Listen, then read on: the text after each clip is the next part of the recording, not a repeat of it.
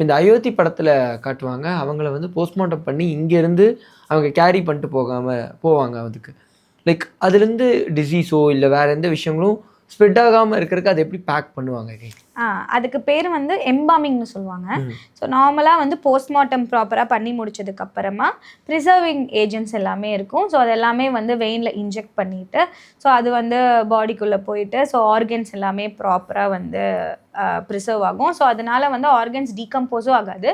So அந்த பாடினால இன்ஃபெக்ஷனும் எதுவுமே வந்து ஸ்ப்ரெட் ஆகாமல் இருக்கும். ஸோ அதுக்காக வந்து ப்ராப்பராக அந்த ப்ரிசர்விங் ஃப்ளூயிட்ஸ் எல்லாமே போட்டு ப்ராப்பராக பேக் பண்ணி சீல் பண்ணி அதுக்கப்புறம் நாங்கள் அந்த எம்பாமிங் சர்டிஃபிகேட் அப்படின்னு சொல்லி கொடுப்போம். ஒரு 2 to 3 days வரைக்கும் உங்களுக்கு பார்த்தீங்கன்னா உங்களுக்கு அந்த ஆர்கன்ஸ் எல்லாமே வந்து நல்லாயிருக்கும். உங்களுக்கு அதனால எந்த ப்ராப்ளமே உங்களுக்கு வராது.